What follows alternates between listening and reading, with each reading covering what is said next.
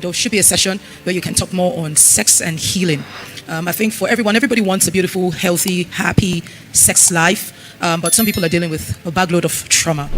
So it affects, how the delivery is. Now, so my question goes, you've spoken about it anyways, but just to say, so when you have a reverse role for the oral sex, and you, in quotes, you've been the giver of the sex, the oral sex to your husband, and now you feel it should be reciprocated. But in as much as it can be given, but it's still this mental barrier where you feel like someone's going to hurt you, you'll be viewed as promiscuous, as, so what do you do? How do you make yourself vulnerable and again, be healed enough to let it seamless, not putting any rigidity on it? Are you talking about the receiver or the giver? The receiver now. Okay. The receiver has been the giver. The receiver has been the giver. And now the receiver, wants to be given. Yeah. But the person is, yes, there's a fear. And it's already a barrier.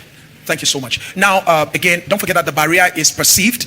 It's not actual because it's not been attempted. All right?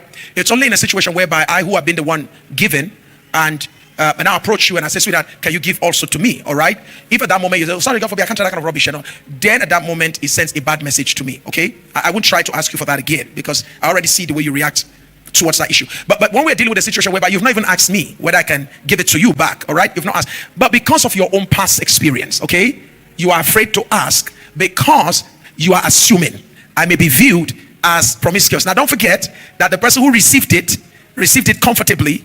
Now, how is the person going to view me as promiscuous when I say, okay, do it for me too, all right?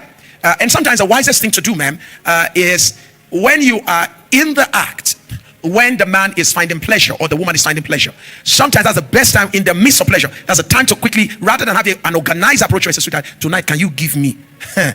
So sometimes the best, particularly when you're doing it for the man, is finding pleasure in what you are doing. At that moment, you want to say, okay, so can you try that with me too? Me too, I want to feel it. I want to feel what you're feeling. You see, at that moment, it's almost like what I'm giving you, I also want to experience myself. So it's not going to create room for that kind of feeling. Again, I think it's about how we present some of the things that we present. So I will say, avoid dealing with all the assumptions of what the person will think or say. Why don't you give a try? And be creative in giving the try. Does that make sense now? The timing, again, don't forget we talked about Tamar, yeah? We said the way she was able to get Jacob was she observed the principle of what? Timing. So timing is very critical. Particularly those of us, when you're having intercourse with a man, I'm sure you know that it's normally during intercourse with men that women who are prostitutes gets men to sign lands, to sign checks. How do they get them to sign check? When the man is already like, women know when a man, women, you know that when a man is almost like hitting ejaculation. Am I correct? At that moment, that's when the woman say, hold on. And you know if there's anything a man does not want to hear in this world, is hold on when he's already about to hold out. So at that moment, wise women know what to do. Sorry, hold on. Well, can you do me this? Can you do me that? At that moment, he's ready to do anything because he wants to go back to work. There's something in the way the man's brain works. Whatever I started, I must. So you can break the flow and get him to do for you whatever you want him to do. You want him to lie down, tell him, oh, yeah. That's why you see women are making match. Man, oh, yeah, run, jump. Yeah. Where's the woman? Okay, get ready, man.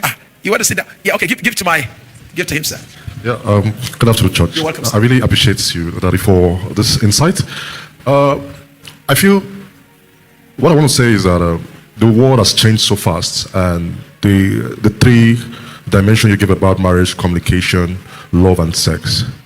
And for men, because I could have other friends which we talked about and so on, I think most men love language now is to provide. We don't pay more attention to how to communicate with our wife. We just feel that, okay, once we drop the money, once we drop the cars, once we drop the house, once we give them the allowance, they don't have any right to disturb us or something. So I come to understand, because I came from a military background, a barrack boy too. So I saw my dad did that.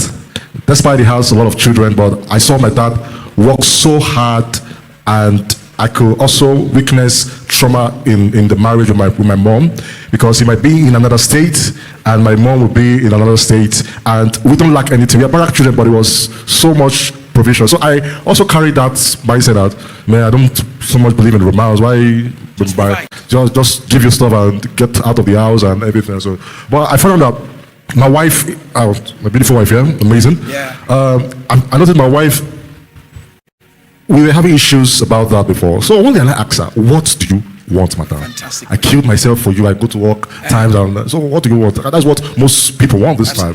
So it's beyond, I've come to understand lately that it's beyond all that. The communication aspect, I've learned that because I'm a talker.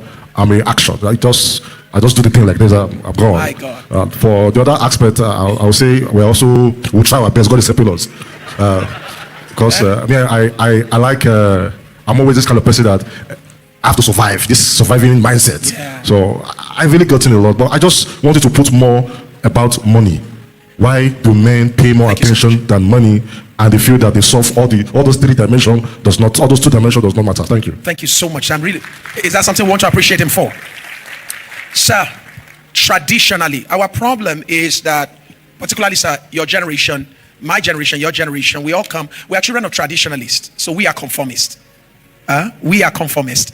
We come from traditionalists, okay? So those who were born in the 40s, 50s, 30s. My father was born 1936.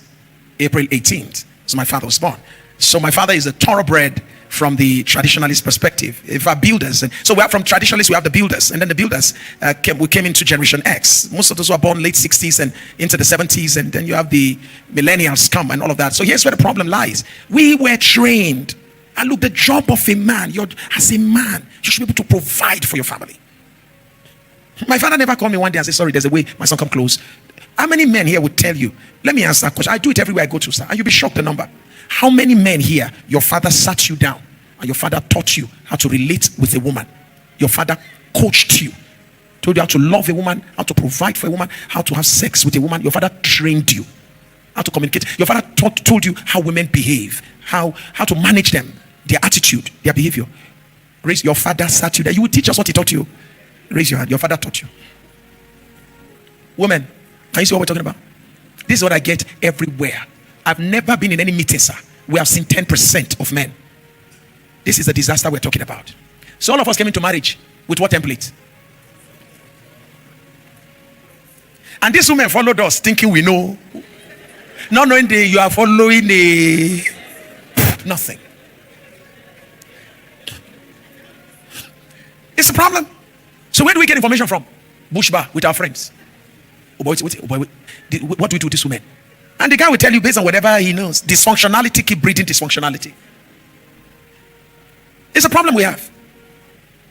And the reason I do this is so that the women here will get to understand that, look, my husband is not exceptional. We all grew up not being taught.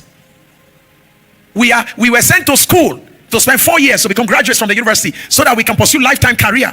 But we were not sent anywhere. We've not sat with anyone to prepare us for our lifetime institution called marriage. Nothing. We don't know what to do. We just do what we think is right.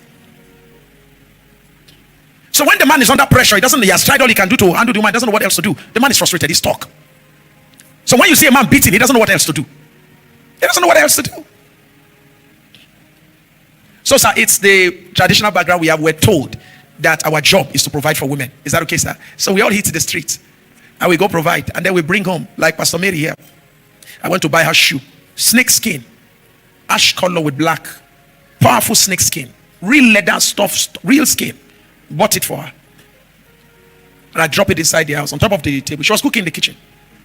And me, with all the movies I've watched. I watch Indian film a lot. Shani man. Shani Kaman. Shani man. And you know those Indian women that we see in movie? We didn't know it was a film. Where the man give them shoe like that. So I was expecting, my mind, I was like, so I kept it. So I was expecting, in my mind, I've already calculated. When she was like, oh my God. I didn't know I was dealing with a worry woman. Barack woman to the core. So I didn't know they moved them. Maybe I thought I was dealing with maybe Ikoyi, all these New York girls, all those London girls. Even London said, be careful, no, don't go to Peckham area. So I was expecting my wife was going to come and see the shoe. And she was like, oh my God, wonderful. And she just go on her knees. So imagine her she would start kissing me from my leg up. Sir, my wife just came. I said, baby, come. She now came and she saw the shoe. She said, thank you. I'm telling you this before God. She just looked at it. She said, thank you. And she went back to the kitchen. Should I hit my head on the wall? I said, God, this is how my dream is over. My expectation have just been cut short too. And she went like that. Nothing. So that led me into research. It was that research that led me into gender dialect. It was in the course of, because in the early days I made a decision. Rather than react to my wife, I will research. So every case was a case for research. So I began to research, why do women behave like this? Then I stumbled on that teaching. on gender dialects. Every gender has a dialect they speak. In order to connect with that gender, learn to speak in the dialect of that gender. And I said, so what could be my wife's dialect? Then love language had not come out. And then I got to realize that I should have entered the kitchen when she was cooking and say, oh, how are you, sweetheart? How's everything going on? Is there anything I can help you to do in the kitchen? Maybe even pick an okra, cut something small. She doesn't need me to take over. She needs me to identify. No, but my father, nobody told me.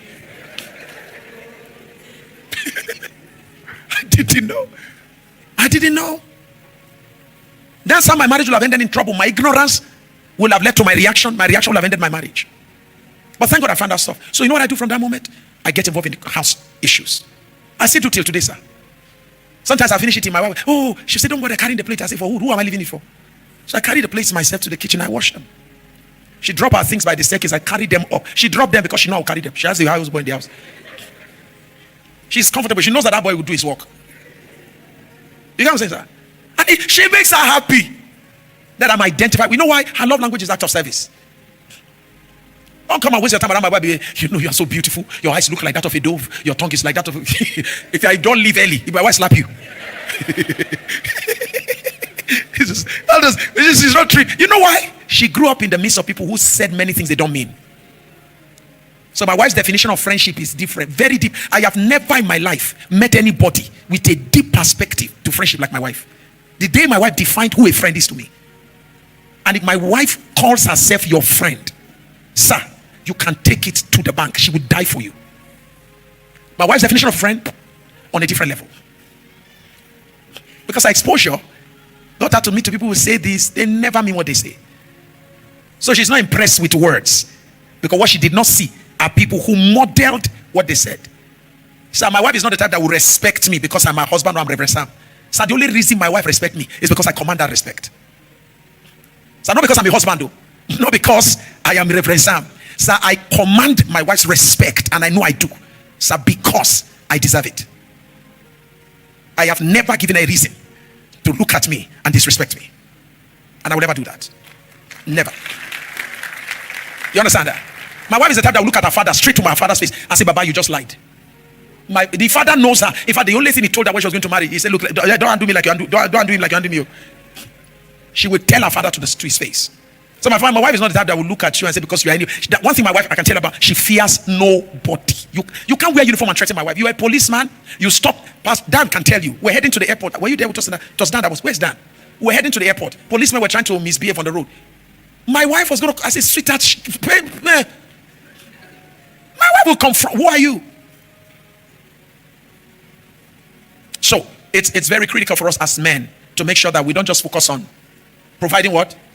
By the way, what do you do? Look at the marriages we're looking at. Lawyer, lawyer, lawyer, lawyer. There's another one here. Lawyer, lawyer. Okay?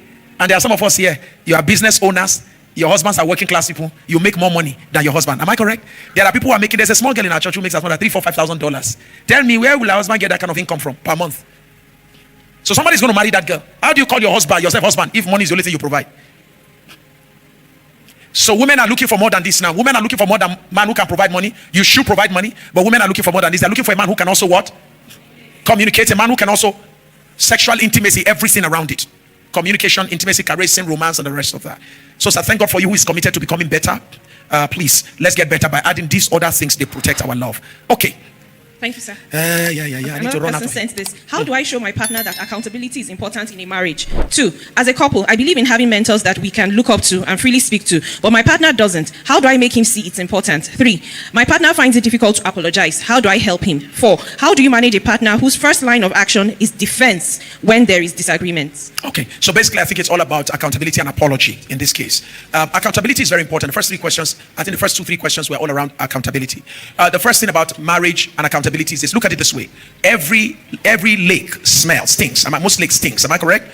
Once a body of water does not have room for outlet and inflow, over time it's going to start stinking. Is that okay? So the same thing with a marriage that does not have room for the input of mentors, okay, and room for us to express to mentors how we feel about what's going on in our marriage. Over time, that marriage is going to implode.